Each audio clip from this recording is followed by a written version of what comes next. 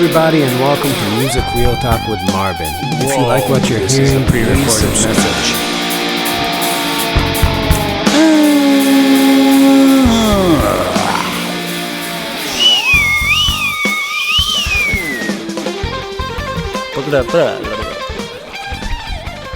Dive bombs are the shit. Episode 27. That's right. That's the age where all of the great heroes of culture keep dying. Right? Kurt Cobain. Taylor Swift. I wish. How old is she? I don't know, maybe 27. No way. Right? She's older than that. She must be in her Doesn't she 30s. have she has an album called 1989, right? Really? I don't know. Maybe 29? Isn't that a Prince album? I have no clue. It's 29, 1990. 30? Did you see the vaccination special in South Park? No, I didn't. Oh, It's good. It's very funny. The QAnon people are the best there. I'll check it out. Yeah, they keep reading into coincidence. It's wonderful. Yeah, so we went for ramen earlier, and on the way that we were talking, and I thought about something that could be devastating. Like, do you think that, like, when Stefan Grappelli and Django were making albums together, they both thought they were the shit, like we both think, and then like 100 years later, they'll find out that one of us couldn't is play, Django yeah. and one of us is Stefan Grappelli. How sad would that be? Oh, one of us is Charlie Parker and the other one's like Dizzy Gillespie, right? It's like one of us is just awesome innovator in her instrument, and the other one's just like the guy that was hanging out. Yeah. How terrible of a thought is that? Because they didn't know. They probably thought they were both the shit. Did we go? It's been a long time, but I'm But you see, guessing. that's why with us, we use the same kind of tools in our playing. So it will make sense if you like one person, you like the other. Maybe they did. Maybe they thought they did too. But we didn't. But maybe they thought they did. But we didn't. I know they didn't, but maybe they thought they did. How Maybe could- maybe Charlie Parker and Dizzy Gillespie were like showing each other tricks, and then he's like, "Yeah, I'm doing the same thing on trumpet." It's like, No, but with Django, specifically with Django and Stefan Grappelli, like I'm also playing major pentatonic with no time. it's so funny. I'm saying it's so different. A lot.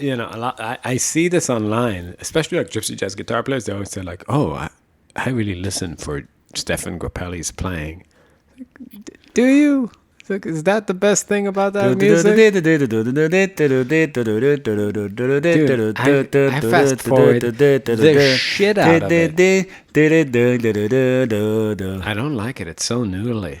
It's so like noodly and vague. It has nothing in it. No rhythm. Like no even harmonic. Dizzy is a more information. interesting thing to talk about because he does play the same kinds of things, just not really as well. though. It's Not messy. really though. Yeah, and it's more like the lines don't have good shapes, and the rhythm is not as good. It's just not as good. Yeah, it's just not high quality stuff. I agree. Yeah, I don't know, but people who say that, they're I so don't funny. think. I listen to Pat Metheny to hear Lyle Mays, bro. But with Charlie Parker, sometimes he would play piano. Yeah, So maybe Miles they knew something I'm saying I think it was already established. established then. Yeah. Could be. I'm just saying, if we find out, or we don't find out, we just die, and And then then it like happens. next century to be like Danny, the amazing saxophone player that changed everything, and Danny that was trying to shred guitar, kind of. Yeah, You know? it's more likely that Because there's no bands with two people who shred. no. No, really. I mean, Brecker Brothers. You always have like Randy. It's like just Yeah, but that's hanging out. another thing that they knew back then. Well, Randy, actually, it's not fair to shit on Randy because he's a fantastic rapper. I don't know. I don't know if you guys have ever checked out the hot fire that Randy spits. Yeah, but you should definitely check it out. It's watching him. I just watching this chubby guy with a beard and a beret. It's like- basically it's your dad saying, "What's this rap about? Oh, rhyming? I'm good at rhyming. Hey, I go to the street eating some meat on my taco. Yep. It's like that. Not even Don't be a funkier. wacko." I'm so funky with my brother Mike. Keith. And I no, with my brother Mike. And I spit fire on the mic. Mike and Mike don't rhyme. It does, M-I-C and M-I-K-E. Oh, that's right. Maybe it's the mumble rap version. Yeah. Yeah. So yeah, I think these duos are just one guy always outshines the other. It's because we used to have so much money that we didn't want to split it. And splitting nothing is What do you mean? that if you have a lot of money in the band, usually one person is the one that makes the money and he pays everybody else That makes peanuts. And since we only have peanuts, we're like, yeah, I'll split it in half. Yeah, that's the myth of the young lion is one of my favorite things to ever watch. You know, when they're like this jazz, they just make a story about it that's clearly a bullshit story just to make it like look respectable to get guys right out of college or right out of high school to play in your band. It's like, Miles Davis, you didn't care about playing with these people. You wanted the youngest, hottest talent. It's like, I think he just wanted the fucking money. He wanted. I think that a lot of those people, but with him it's a little bit different because he did get really great people that would also write the songs for him.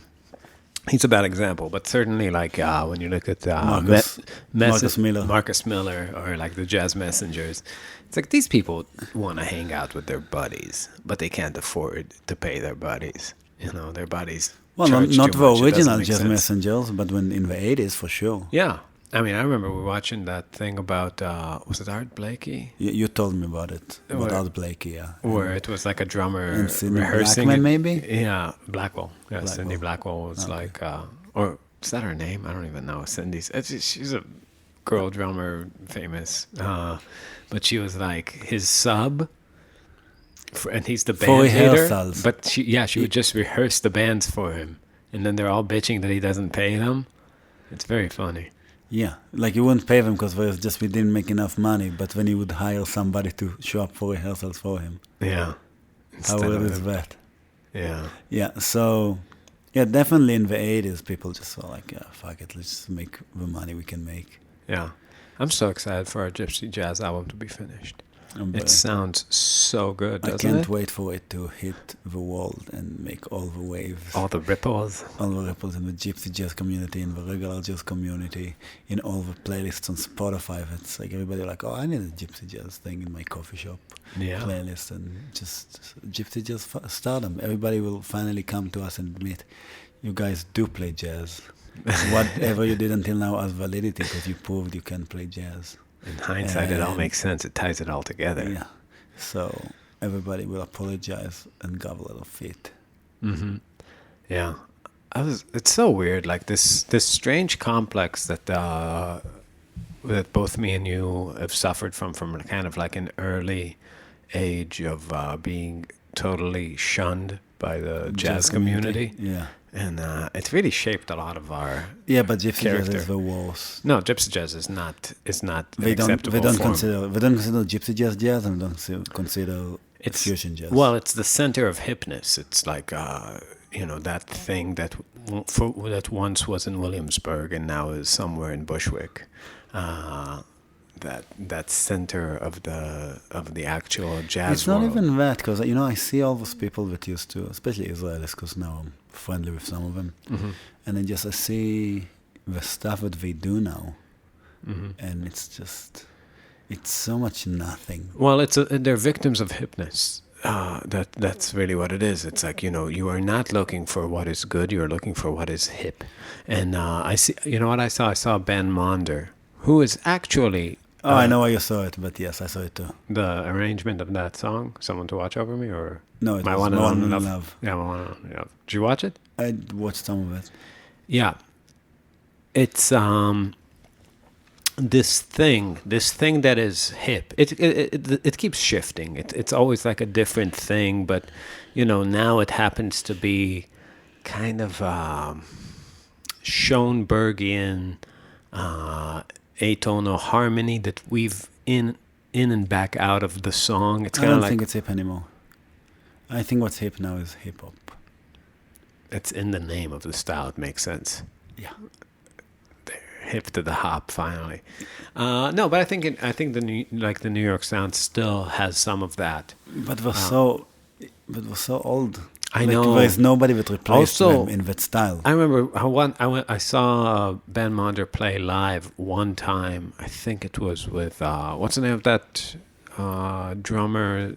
Really, Brian Blade. Brian Blade, and I From think Shreveport. yeah, from Shreveport, and I don't forget who was on, like Scott Cooley or someone played bass, and I just remember. I didn't survive the whole show. I'm a serial leave the gig in the middle when Same. I cannot do it if I'm not into it. But I was there for like 50 minutes, I think. I left so many shows. I left Matheny. I left Schofield. I left everybody. But anyways, I was watching the show and I just remember how depressed he looked. You know what I mean? And I know you can't know, but sometimes you can know.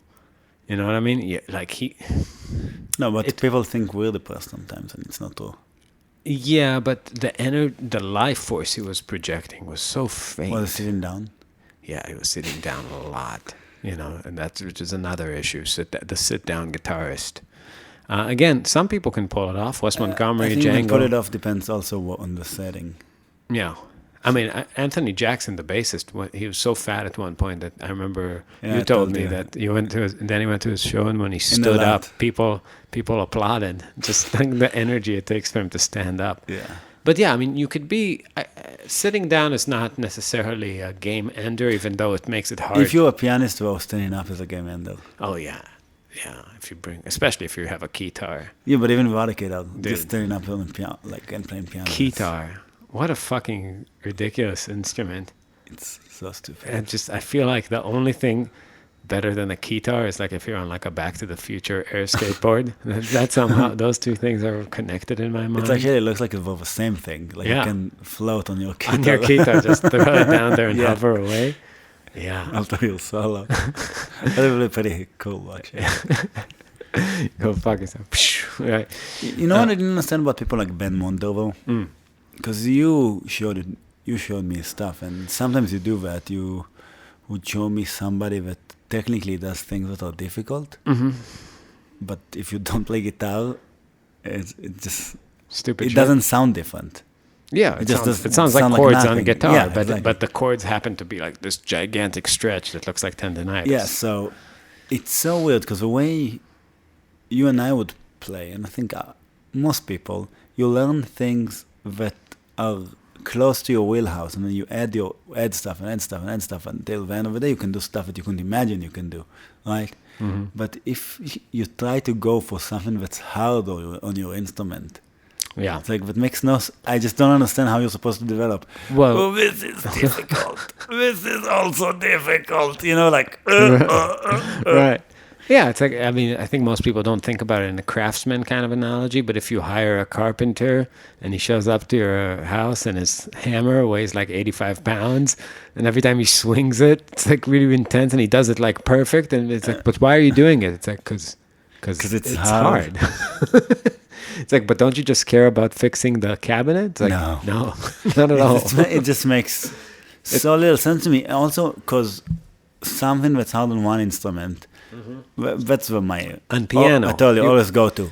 That bass players like feel so good, and like that I can play it on a piano. Me myself and I can play it on a piano with my left hand. Well, with chords specifically, you can do crazy, like playing closed position chords, right? Chords in one octave, 1, 3, 5, 7, and those kind of inversions are the hardest thing on guitar because the intervals get so tight. So playing drop twos and the more complex piano voicings, not complex, but, more, I guess, harder to visualize. Lesson 5, not lesson 1. They're the things that lend themselves to the guitar. So the easiest shit on piano is the hardest shit on guitar. And, if you think you're impressed. But again, I get it, because if you go to places where few people have been, there's more fresh sounding things on the instrument. So that's one of the temptations. Yeah, but you shouldn't go there first. Yeah, but I'm saying the hipness is different, because it's not just about what's difficult. It's also about what's... No, but him specifically. Well, he certainly has kind of taken this Holdsworthian approach to chords, like stretchy. But again, there is something pretty about what he's doing, but this whole attempt, to me at least, from where I'm sitting, is such a big, like, nothing. I don't know. I'm not into this. I don't really remember his music anymore. I haven't heard it in so many years. Yeah. And him playing My One and Only Love, sure, but him playing alone. Yeah. It's It's just a guy playing guitar, which is fine. You do that stuff too. You did an album like that, but you play arrangements. Oh, I'm into it, and I actually think so. He's a great player. A lot of the stuff he does is, are pretty. Just in terms of composing, and really, it's not even composing. It's reharmonizing and arranging. It's just taking these the choices moment to moment that are so angular. Like it's constantly putting you in this mood of like, ooh, like, just like, I don't know where you're going. You're so wild. But the problem is, it's like, I don't know. I just don't. At a certain point, I just lose. What are you thinking I think about it's like if you date a woman and it's like every day it's like, I fucked your friend, your cousin, your mother, your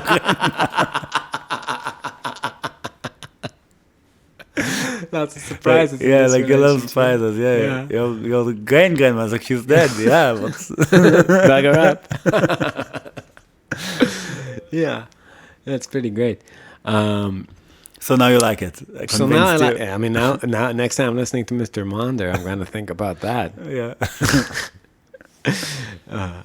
I keep thinking, like, if some of these people listen to our podcast. Well, with him, I feel like it's not fair because I really don't know anything about him or his music. I really don't remember. I'm just talking about an impression I had of hearing, like, the one thing that popped in my feed. Yeah, some people we talk shit about. I listened to before I came to your place, and I know exactly what I think about them. Yeah. With him, it's like I really don't know.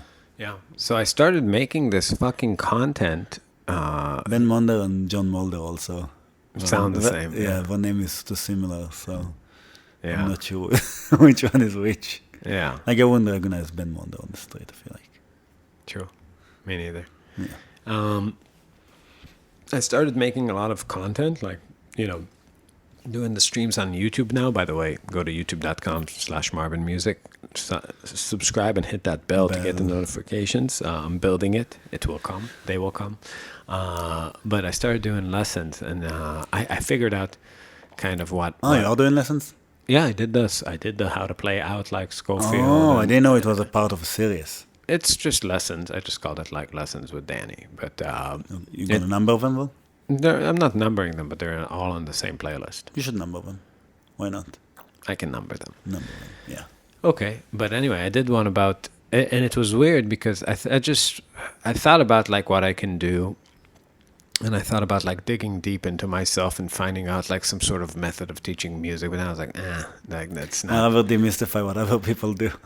Yeah, it's exactly that. And I was listening to Schofield with the Miles Electric Band. Oh, you didn't send me anything, so you said. I'll show it to you. Yeah, it's again, it's the beginning of his career. He plays much more to my liking then, and Scott Henderson is so influenced by him. Just plagiarizing motherfucker. Took a lot of things. Really? From Schofield? Yeah, from Schofield.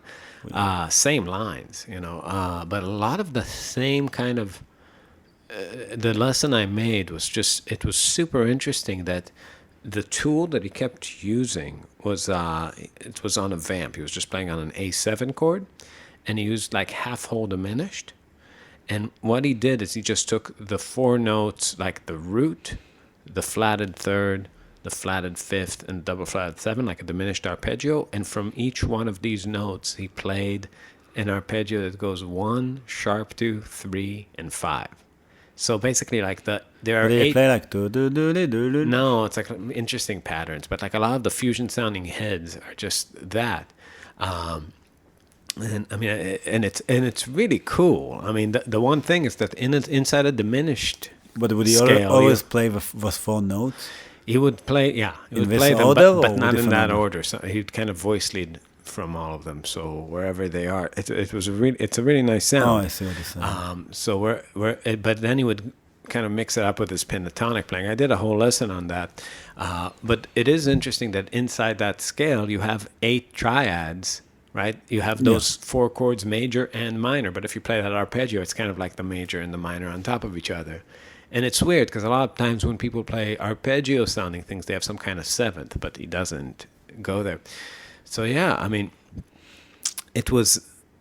I feel like it can be a successful venture to make content if I learn new shit and then kind of am projecting not only,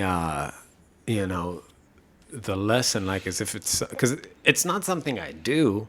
You know what I mean? It's not in my playing a lot of this. It's like something you think about at the time. Well, it's something I just thought about because I just figured out a thing and named it. But then I was like looking at other people and I realized that that's what they all do. Like the content, like literally what the content people do is just name something they just came up with. Like they call it, like somebody plays like a Wyndham, and they call it, that's the blah, blah, blah. It's the blues, blah, blah, blah. Like they give it a really official name, like as if it's in some textbook that you haven't read yet. And then they just start pointing out, like a B.B. King solo, Wyndham, boom, boom. It's like, look, he's doing it all the time. It's the blah, blah, blah, blah. And then you're like, oh my God, the Beato method. He's just, whatever. He's staggering. Or they come up with like a name like that's from an unrelated thing and put it on this language. And yeah, that's a real problem with music language and the bullshit of YouTube because, some people are, like YouTubers are so quick to name things that you fill your mind with useless definitions, and when the useful ones come about, you're like you're thinking about things as if they're equals. Like whatever system I came up with now for explaining like just this one lick I heard on one solo that John Scofield did one time. Well, but you heard them. Yeah, I mean, mine's better. It is a sound, but I wouldn't. It's a dangerous thing. I mean, I always think about that with students and with people who listen to me seriously, which I think they should. But how I never want to give the impression that a lot of things have equal weight. Like Dorian. I'll tell you what the problem is that I actually also heard about Brent Weinstein thing when Peterson, but he said something not related to music, obviously. He said that the quality different in quantity translate to difference in quality, and this is kind of that. It's I say it with some bassists that we have that we show stuff when they solo, right? Mm-hmm. Not just John is the bassist now, but I'm talking about like past bass players, okay, right? Even with John, he had the same thing, which I talked to him about in the beginning, that they would see a tool that we use. So, for example, something that both of us use, and a lot of people do that. Shapuchiani, Breaker, Pat Metheny, a lot of people do it. But we play groups like 16th notes or 32nd notes, and we're playing groups of 2 and 4. Yeah. Right.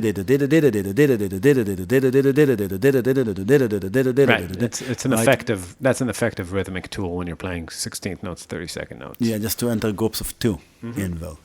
And a lot of people do that, and we do that too. And when they would ask us about it, or we will show them stuff that you can do, and then they will have a lick of that. Right.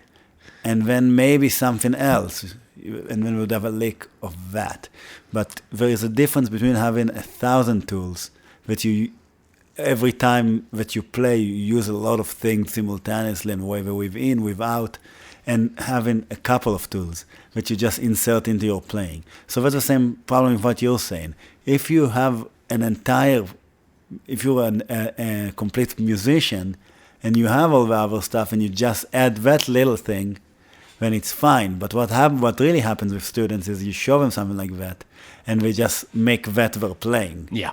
And I think that's the one of the eternal debates is the debate of licks versus improvisation or something like that. But the real nuanced thing inside that is to understand the difference between a lick and an idea, and how great players categorically sort out ideas. So for me, something like groups of 2 and groups of 4 is connected to a way of moving ideas in a solo, but it happens before and after certain things, and there's a whole more subtle and harder to articulate kind of aesthetic of where it fits in the whole architecture. You're of an also entire very solo. flexible with it. It's not like that 1, 2, and 4 lick. that you Sure, have. but there's also, I mean, you're also once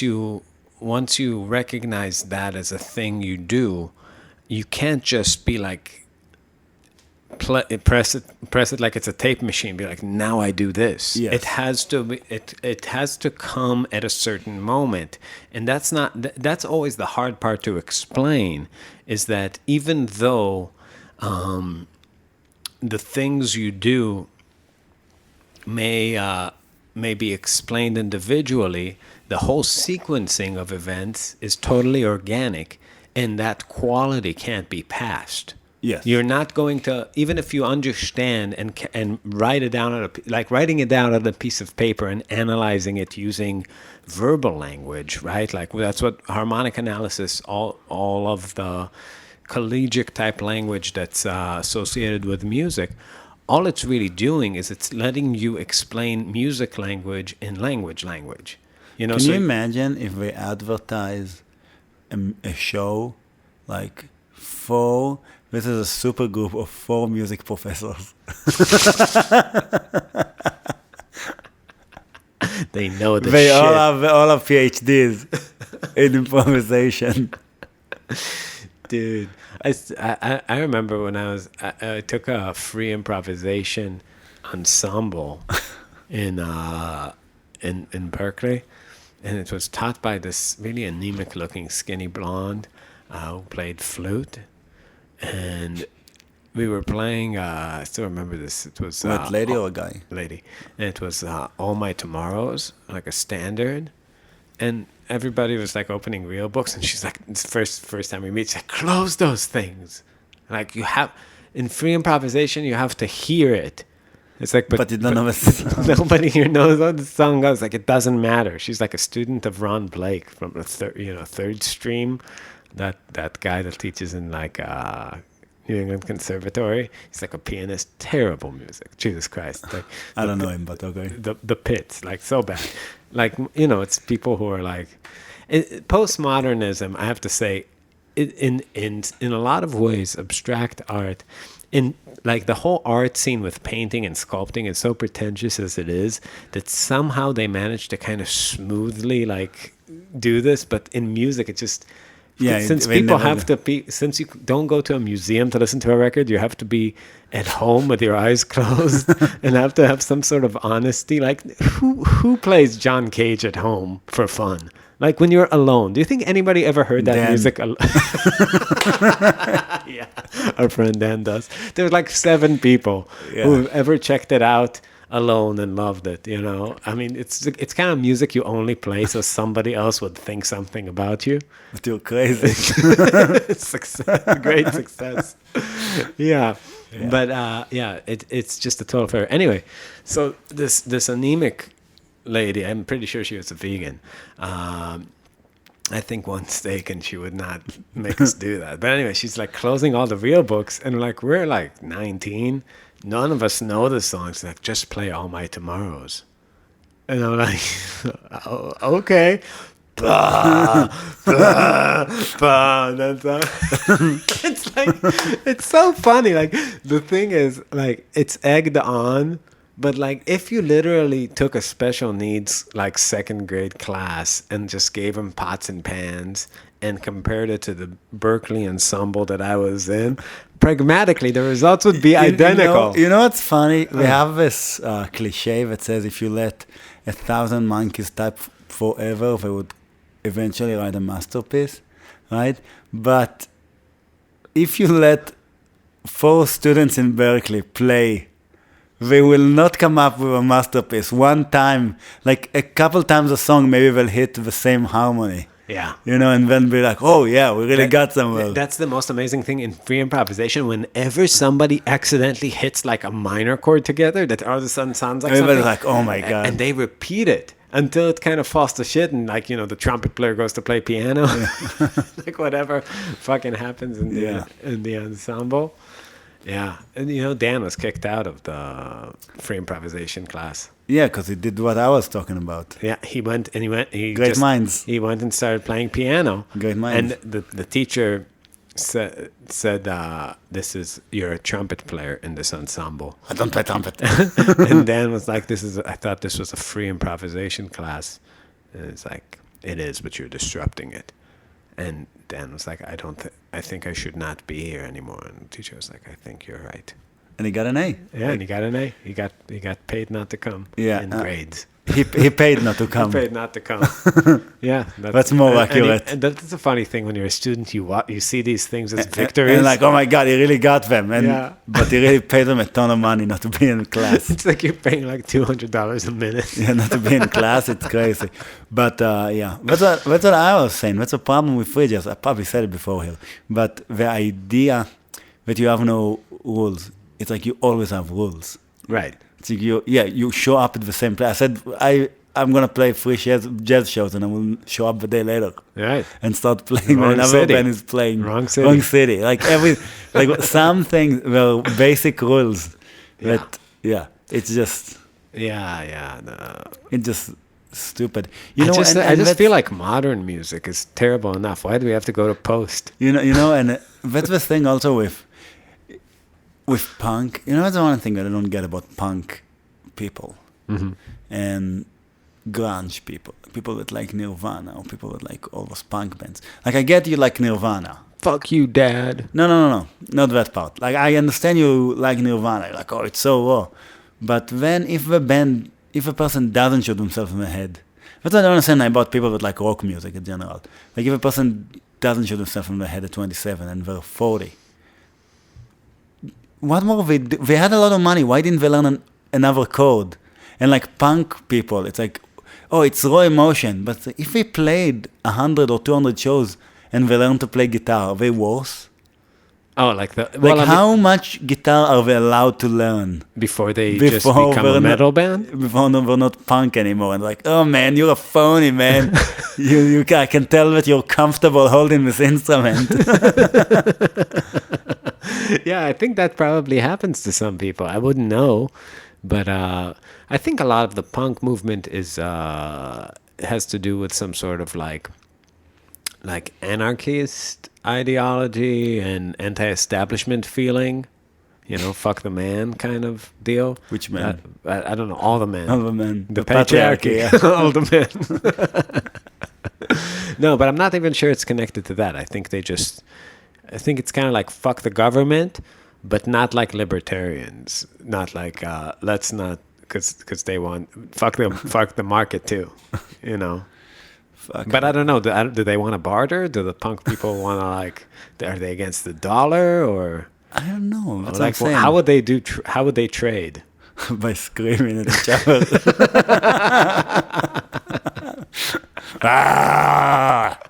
Yeah, it's just such good music, and when you have like all those punk legends like Henry Rollins or whatever on the Joe Rogan podcast, it's like again this guy. He looks like he meditates. This guy was able to not learn anything for 40 years. Right, sound the same. Yeah, it's an amazing thing to do something every day, like pick up your instrument and look at it and see the exact same thing since you were a child. I mean, I don't think you can do that with anything. Like, if you take a notebook, you have more imagination of, like, what to do with a blank page a lot of times, that you see the development that these people make with their instrument in the whole lifetime. I know, it's so weird. It has to be a conscious decision to stay the same. It's basically you never pick up your instrument. Well, no, I think you pick it up, but you have found success early on, and you're trying to recreate the magic feeling that you had when you wrote a good thing. Right? So you're not interested in naming, the whole pursuit of naming things. I mean, yeah, I don't know. It's, I I wonder if maybe mathematicians are like that. It would be funny if like they just write one random equation when they're 3 that happens to be right, and then they're like, I'm not going to learn anything about any principles of mathematics. Just make up. My favorite mathematician, and it's like just a guy that does 3 plus 3 equals 6. 2 plus 2 is 4. Fuck 9. 5 times 3, 15. Ah! It's like, dude, this guy is raw emotion. It's not. It's not fucking around. It's not complicated, Euclidean, whatever. Yeah. I mean, I feel like it's punching down talking about the punk people, but Is it? one of my There's no punching down. one of my You only punch best down friends people from- that make less money than you. That's how I feel like. Yeah. So if we go kick people that play on the street, on the bucket people, maybe in Chicago, we punching I down. don't know, man. Some people are generous to the bucket people. No, we're not. Yeah.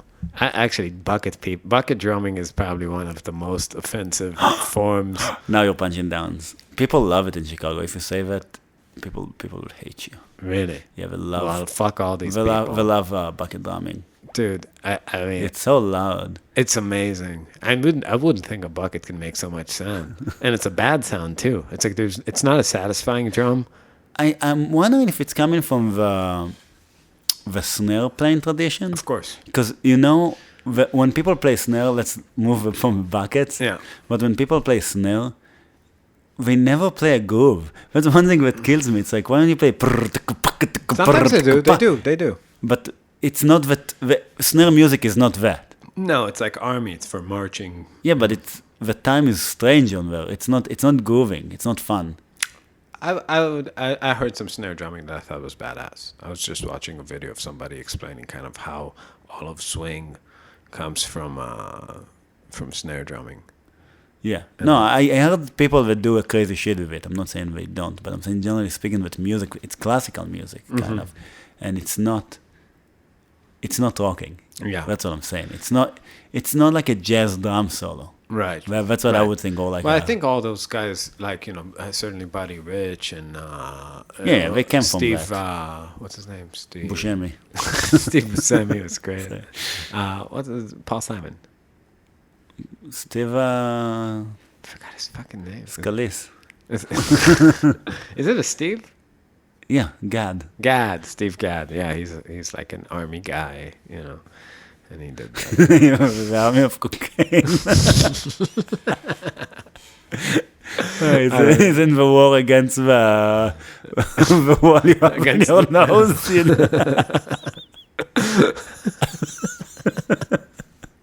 I was just one channel going, whoop. The war against the septum. Yeah.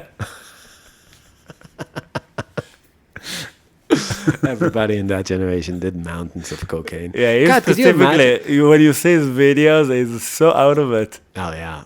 What did they call their whole tribe of hang? They call it the Hang Dynasty. Yeah, Hang Dynasty. Something like that. Yeah. It was like Jocko and Randy Brecker and all those New York guys, and they would just like go on 4 or 5 day benders where they just play gigs and do cocaine all night, be awake for like a week. Can you imagine if we could afford doing stuff like that? God. I mean, I've never done any cocaine, but it looks fun. We can do 4 nights of splendor. Yeah, we did do quite a bit of Adderall in our day. Oh, I was talking to my sister about Adderall. What'd she say? I was telling her not to give it to her kids as a solution. Save it all and give it to us. Yeah. It's a great solution. It's the final solution. What? Adderall for kids? Yeah. Yeah, you want them to be excited about everything and then psychos for the rest of their lives. That's the way to do it. Jesus Christ, what it does to adults. Yeah, exactly. That's exactly what I told her. Listen, we took it. I would not sleep for 24 hours, and then I would have to drive for 17 hours straight for another show, and then that's when I would take Adderall. Yeah. So and then have a great time the whole night talking. The best time. Best time of our lives. Well, yeah, really. Night drives on Adderall. I mean, it's so funny that that's considered light drugs because in what it does, it can't be more extreme. You know what I mean? I don't know. We didn't take meth. Yeah, I'm sure meth is awesome. But it looks fun. Anything that makes you want to fuck your sister, yeah, has to be a You'll be like, I will never brush again.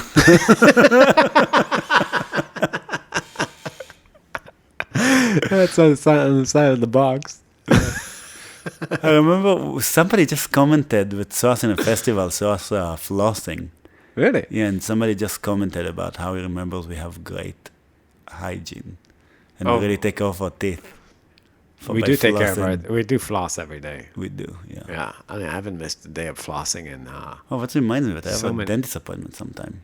Fuck, I forgot when. Hopefully it's not today. I just had one. I love it how I can feel like all the cracks in the back of my teeth. You know, it's just like a wall of plaque. Mm-hmm. Very nice. Yeah. And it's like every 6 months. I'm like, oh, that's what it's supposed to be. Yeah. Yeah. And that's with trying. Yeah, that's with flossing every day. Yeah, flossing every day still. Yeah. Yeah. And you know, a lot of people these days are very concerned about the next generation. And I just, after the last 10 years staying in people's houses, not enough people are concerned about the current generation of adults. Yeah. Jesus Christ, are there some filthy houses in this country? What the fuck? Yeah. Man. I mean, I'm not a cleaning fanatic by any stretch of the word. You know, we have the memes about how, or shows or whatever, what they joke about how I thought that adults had it together, and when now I'm the adult and I see that nobody has it together. No, what the fuck, you don't have it together. Yeah, you don't. Just fucking get your shit together. Get your house in order. Yeah, your house is dirty. Yeah, we've, like, talking about, I've seen some people who have never flossed. Yeah, down that road. Yeah, you gotta floss. I know this is why you're here listening to our podcast. So let me tell you, you only need to floss the teeth you want to keep. Great lessons. Yeah, but I don't know. I mean, I do feel there's some Jordan Peterson. After like listening to him, I really started making my bed. I remember the first time I heard him because I was kind of on and off about it my whole life, and every day. I've had a made bed, so got to thank him for that. I don't know if it's a rule for life. I was already married, so. She made the bed? Or made me make the bed. One of the two. Do you think Jordan Peterson and his wife make the bed together? Or fight over it? Who will do it? Or they just have a side and they just very like coordinated, like synchronized. Well, he never sleeps, so I hope she does it. She probably tucks him in underneath while it's just wide open. Like, I've had cider 2 months ago. Yeah. Yeah. Yeah, poor guy. He doesn't look good. Well, when I heard the cider stuff, I was like, I need a break. It's tough that, that you see the guy giving you rules for life withering away like that. Well, but we didn't. I never really took it as rules for life. You know what I mean? But no. But we did see people that were really. I know exactly who you're talking about. I know because him specifically. Kansas City. No. Yes, also Kansas City, but you're talking about Springfield. Springfield, right? The ladies in Kansas City. Mm-hmm. Yeah. Oh my God, she made me laugh so hard. What was happening that night? It was intense shit. Which night? Well, let's talk about both. So we were staying. The guy was like, he gave me a copy of Zen and the Art of Motorcycle Maintenance that I read. I mean, I read that book when I was in high school and loved it, or in college. And then he gave me an edition that he had. Are you talking about the first time you were there? Well, this is a guy that came to our shows, and the first time we came to this town, he had his shit. He was like really into Jordan Peterson, clean cut. Had a nice. He was living with his dad, but everything was like nice. He had a girlfriend. Everything was sober. And then we came back a year later, and I just remember. First of all, I scraped my skull on an exposed nail in that house. Like I walked, and like this nail just got me. And there was like, he let us stay in this room with used condoms on the floor. It was like a meth house. Yeah, it's just like, the same house in a year, just destroyed, and he's not listening to Jordan anymore. Well, I hope we're not listening. Can we tell the full story? Yeah. If you don't go for it. Go for it. Okay. Yeah, and he said that. Yeah, he said he stopped listening to Jordan because people didn't want to hang out with him. Because it basically was like, oh, you think you're better than us. Right. He was getting his shit together, but he was still hanging out with his hippie friends, and his hippie friends just like was like acting like he was condescending by not doing fucking blow with them. Well, you know what it's like, because you stopped drinking when I was still drinking a little bit. Mm-hmm. Well, I still drink, but now you drink a little bit. But you stopped drinking, and I was barely drinking then, and I'm barely drinking now, so that wasn't a big deal for me. Mm-hmm. But our friends did. Right. And they hated it. It drove them nuts. Yeah. So you know exactly what it's like. Yeah. Yeah, I mean, I'm fine with it because I'm happy. I'm, during this pandemic, I gotta say that I've just learned how much I love, like how unaffected I am socially.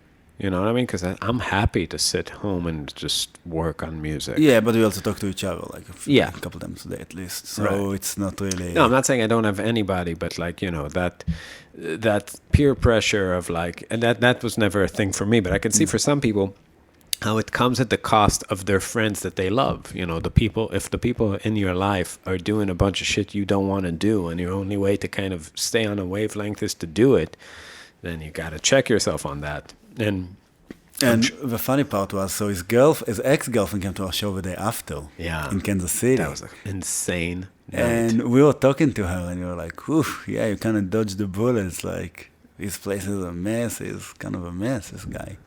Again, I like this guy, if you listen. And then she, like, yeah, you know, she told us some stuff, but maybe I'm not going to say. But then she invited us to stay the night with her. And she took us to this house with locked fence outside. And we came in, it was a drug den. Yeah, with a bunch of, like...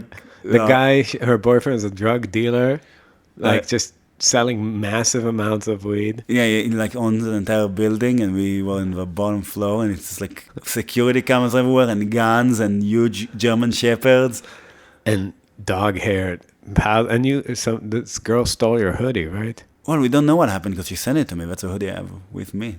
Oh.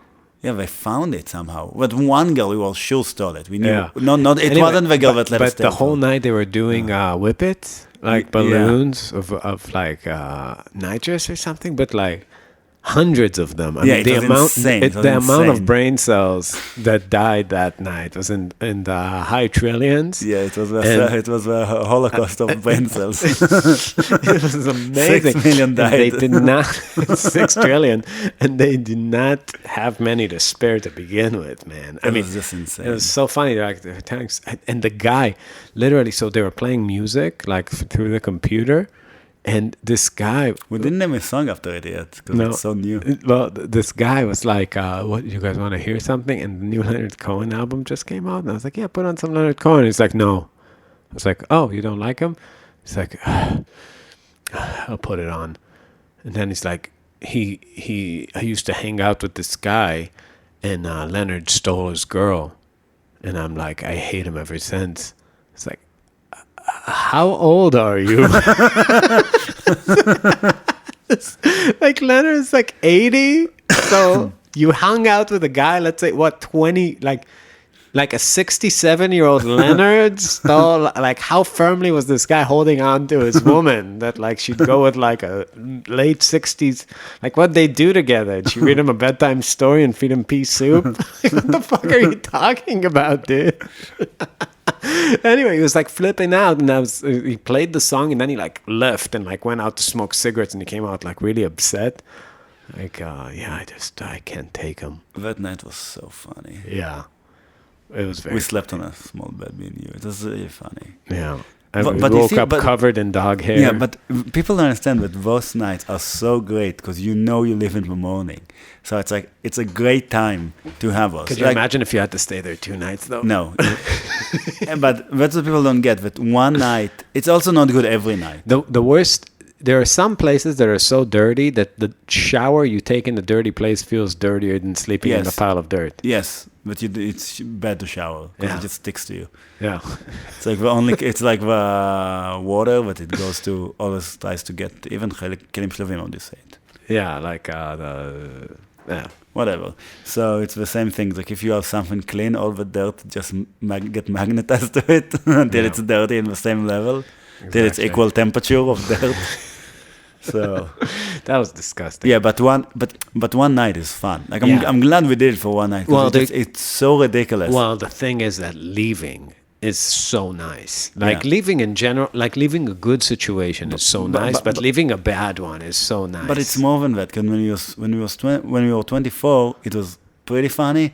But at 35 or 34, because we didn't tour for years, it's so hilarious. Like situation to be 34 years old, we both sharing a small bed with this dirty place. It's everything is broken. Like save $70. Yeah. Like, especially because we made a good amount of money that night. Sure. We could definitely Yeah, we afford could rooms. afford it, but it was funny. Yeah. But it was like, yeah, we're not Yeah, skipping. but because also it's like if you just go to a hotel, then nothing happens. Yeah. Like why are we doing this? You know, just to play the music? No, it's like we want the fucking PJ party and the drama. Where was Everett? Everett was with his friend. Right. Oh yeah, Everett was getting it on, Or not. or not playing video games. Could be anything. Could with have this could, guy. could have been both with him, yeah. Yeah. But he was with his friend. Yeah. We'll leave it at that. Yeah, because I don't remember. John was with us. Oh wait, John was he was sleeping upstairs in this guy's like widow. weed room. Yeah. One of them, one of 1,000. Yeah, dude. Oh, how filthy was it? Jesus Christ, So I remember nasty. it. Disgusting. Yeah, it's like those nights where like, I know when it's really dirty. Like I never know whether I want to take my shoes off when I'm Yeah. sleeping. I just so fucking. But gross. when you what wake tour up- was that? What, when we went to Was Kansas that City, the- Springfield? It was in January, wasn't it? Right Was in before the COVID, the last yeah, tour. the last tour. The last tour before this shit. Yeah, it was a great tour. It It's was the our, best. It was our best Kansas City show that we ever had, and when the venue burned down because we had a good show in Kansas City, Yeah, God hates fusion. in Kansas City specifically. Yeah, we used to play at venue, Blue Springs, like right outside of Kansas City, literally owned by Walter White. Yeah. The guy was like, he looked like a church-going guy, like always Well, he dressed was up. talking about church a lot Yeah, too. really nice, and the place looked like it was basically a Chinese buffet. The first one was a dive bar, and then they moved location to something with clearly like Ruined it, though. It ruined it. they kept the furniture from what used From to a be there. Chinese It was like a restaurant. Chinese restaurant. It ruined it, though. Yeah, they had like just the The worst. first one was kind of fun in the sense it would look like a Tom Waits would play well. Right, just It's like a kinda real gritty, but- dive bar, like from the 70s. Yeah, but you feel also. Yeah, but we have the dive bars everywhere that just feel like shit when you walk in. And that one felt like shit happened there, and they're like, Lots of- Massa, they had a lot of bands. It feels like they have some history and a lot of like fun nights and violence and sex Yes. and stuff that happened. Yeah. You know? It had. It And not had just a like mood. some was said dive bars. But yeah, the like guy the was one we like- had under our house in Chicago. Yeah, he looked so positive. It wasn't like Walter White. It felt like Gustavo Fring. Like Yeah, to where- Gustavo, that's what it felt like. Yeah, like to where this is like his Pollo- cover. what's it called? Yeah, Pollo Hermanos. Pollo Hermanos, and yeah, he's just running a meth industry and needs that. I mean, you can see really, if you're a venue and you've survived COVID, and it mysteriously still open, no business for like over a year. Is it safe to assume that they all are just money laundering operations for the cartel at this point? Why is the cartel not reaching out to us? We can launder so much money for them. Oh my God! Just take like Or- vinyl and or- just burn dump them in it. Lake Michigan. Yeah. Just print them receipts. If any any you're connected fans to the are cartels. connected to the cartel, tell them that Marbin is accepting money laundering Gigs. gigs. We would love We that. can raise our vinyl price to Dude, 60. if you were the IRS and all of a sudden you see like a fusion band making like millions of dollars in vinyl Like, oh, sales, people really like shredding. guess it's back. You know what's funny? That if it happens, we will just advertise in all the magazines and we'll start putting us on the covers. Yeah. And it will be like, hey, it is back. Yeah, thanks. Hey, I think we're onto something here. You guys want, if you guys need to clean up some cash, this is the way to do it. Fusion's coming back. I even speak Spanish. See? Cash in Spanish is efectivo. Oh, nice. So you're learning all the good ones. See? Nice. Yeah. I keep wondering, last episode we were talking a tiny bit about Sweetwater and how we have a hard time getting money from them. But the one thing about Sweetwater that is so funny when you're there is that the aesthetic of all the employees there, they are on a fucking straight line from the 70s and 80s. Right, like when guitar was we're like we're the thing. a little bit of the 90s too, right? Just before guitar died. Yeah, they like that era of guitar being the thing. No, for me, it seems like is guitar on its way out? It's already went out. Well, but is it going to be like how long will it be till it's Listen to the radio. How many guitars do you hear? Guitarists do you some hear? Nashville? Well, you don't hear guitars, but you certainly hear it as a backing instrument in every song. Only in country. Country, But yeah, what and about rock, pop? John Mayer, some pop, like every other pop But song. John Mayer is not really. I would say a lot of it at least has an acoustic guitar strumming or an electric guitar playing a part. It's not totally out. I mean, I agree. EDM, hip hop, they don't use those textures anymore. But Lil Wayne they- does. like companies like that are that are retail companies that are really guitar centric, aren't they scared of what's going to happen once that is really kind of far gone? That whole aesthetic of producing sound, producing music shifts so diametrically away from like the No. 70s and 80s. No, because they moved from selling cheap gear to selling expensive gear, I think. Yeah, but how much of it can you sell when all these boomers are gone and we're the old It's the same people? thing as saxophone. Saxophone is completely out of music. Yeah, if they had to run that corporation of saxophones, they'd be. Yeah, but saxophone was never as big. I'm saying, how long is it going to take this phenomenon to fizzle? Forever. You think they're gonna just need more and more guitars and be able to? Because right now they're still able to market them and sell them That's on actually such weird, a yeah, grand scale. because people don't. Why wouldn't you buy used instruments? Yeah, I mean, there's so many guitars out there now. I mean, I'm saying you need, in my mind at least, you still need popular music and people that make it look like it's the shit. Like Joe Bonamassa is super famous, but Jimi Hendrix today is still selling more guitars than Joe Bonamassa. Dead Jimi Hendrix, that's been dead for a long time, is still doing a better job at moving units, like the image of him and the legacy of him. Or Stevie Ray Vaughan. Well, I think Air Jordan still sell a lot. Still sell a lot of shoes. Yeah. Maybe. But it is I think it's. I mean, I don't know. I'm guessing they're probably selling more than ever because the market is still growing and new countries are, people Discovering guitar. discovering guitar and ordering Can it. afford it all of a sudden. Yeah, I mean, I know that in Indonesia, like we know because of Leonardo, there was a real boom. All of a Probably sudden, in China too. yeah, but in the U.S., I don't know. It's like, don't you need to come up with new music that makes this like sexy and cool, or desirable? Or how long can you ride this wave of like the 70s and 80s? Indefinitely? It just doesn't seem that way. I don't know. But I don't know. Does EDM create cultural heroes that people want to? Dead Mouse is my hero.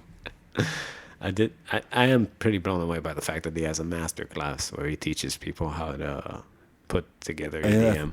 Yeah. I watched every time it came on my feed. His ad, I would have to watch it because it's so funny.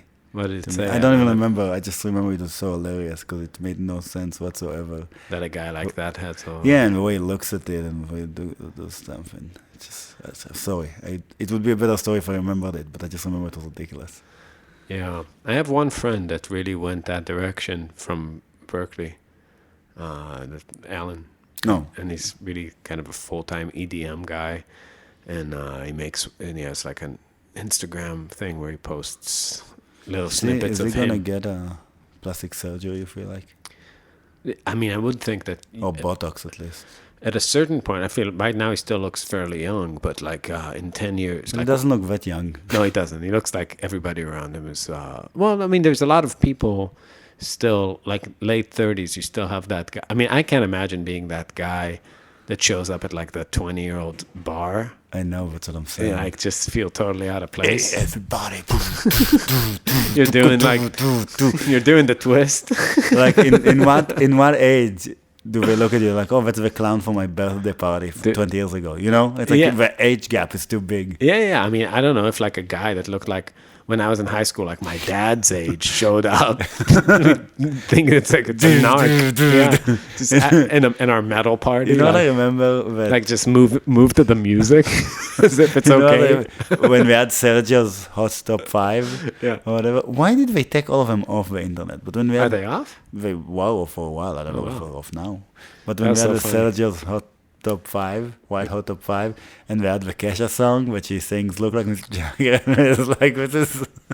like our standards, like she won't fuck with him unless we look like Mick Jagger and we put his picture. of Mick Jagger. I was like, dude,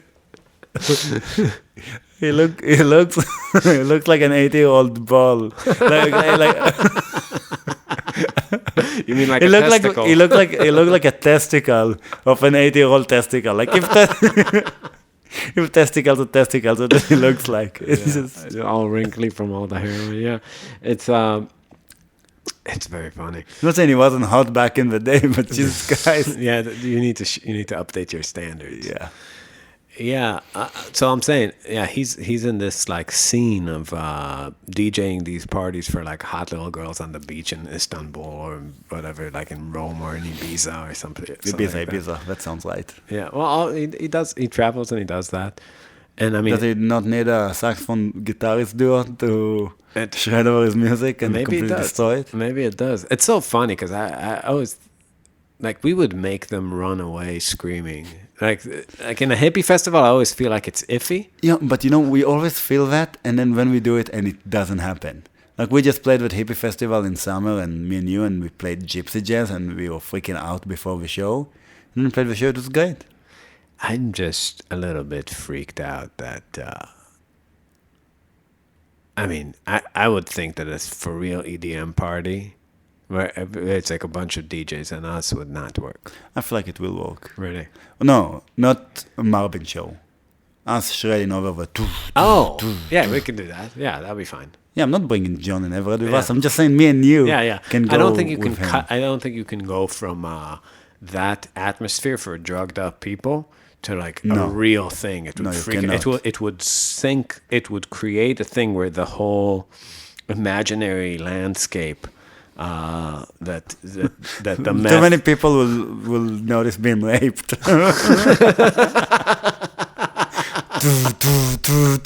That's gonna make you dull. Yeah, that is so funny. Yeah, there's this perfect sweet spot between the right dosage of meth, acid, and ecstasy at the same time when you're drinking and smoking weed. Just lets you just enjoy that bass drum on every beat for the whole night. Yeah, it's really so out of the funny. walls. It's weird. I was really into electronic music for 2 seconds in high school. I really liked it. I was never into it. I'm sorry. I really liked it. I liked Infected Mushroom.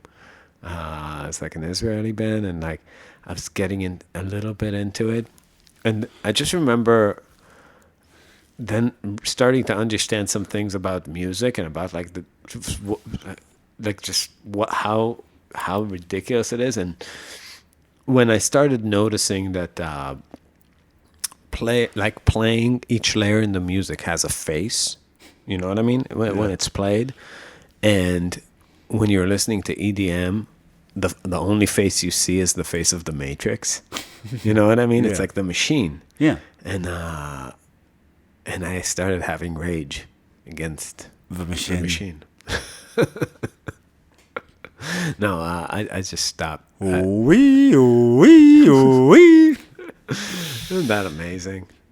You would think that guy would find more, like Tom Morello, that he would find more tricks to imitate more music. He was like, nah, it's enough. Yeah, I just found the thing. Enough. Waka waka waka waka waka waka wah. Waka waka wah. Ooh-wee. It's like, no, it's enough. It's like I imitate electronic music of like 1988. And I have a master's in political science. He's a scientist. He's a scientist. Careful, yeah. everybody. We have a scientist in the building. Yeah. Did you From Harvard. What'd you do? Right? What the theory of scratch? Scratch theory. Yeah, but it's weird because he's really like he's the one guy that adapted like 3 melodic tools of Sir Mix-a-Lot into rock.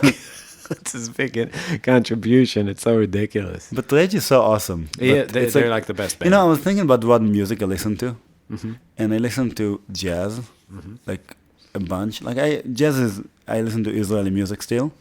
But I think a lot because I live here maybe. And it's just nice to remember a place that never was and never will be. And then it's been a while since I heard even, because I used to listen to so much Johnny Cash and so much Leonard Cohen that it's like, I know his music too well. You know what I mean? Right. But You're not always in the mood for grandpa / God give you words of yeah, wisdom. so it's mostly like Israeli music, and once a week usually I listen to a little bit. Mm-hmm. Not that much anymore, but once a week usually, and then jazz. And I was like, yeah, I like Rage, but I listen to them maybe one song every 5 years now. But in high school, it wasn't like that. Yeah, I know. Well, there's something about that. No, but I do like it. I like it too. I hear it. And There's something, this really limited amount of time in the 90s where the textures were on the border of metal, but the grooves were so groovy. Yeah. Like they really were trying to it was sort of like what funk does, but just like that whole pirate boat was just pushed like way to the extreme. So instead of like bobbing side to side, you're just like rocking the fuck out. Yeah. And I think Pantera was to me at least, was always really one of those. Like there's more connection in my mind between Pantera and Rage Against the Machine and Pantera and Chili Peppers than there is from Pantera to Metallica. Yeah. You know what I mean? Because they were always going for those fucking grooves. Right. Halftime grooves and going to these things that just makes you fucking move. Yeah. And bands that really were catering. In our band, it's funny, we would have like a head that would do that, but we never took the control over the rhythm section to orchestrate that feeling throughout, because I always felt like that was too stifling of a decision. I would rather have things be improvised and lock the bassist into the bass drum. That was really the one thing that we never really did, worked out and orchestrated the grooves to be parts. It's kind of thing that has to come from your bassist, I feel like, honestly. Yeah. Your bassist needs to have a lot of side conversations. Yeah. No, but you know what I think it comes from? It comes from making the album before you go play the song, and you just have to. When the bassist and drummer get together, apes together strong. Apes together strong.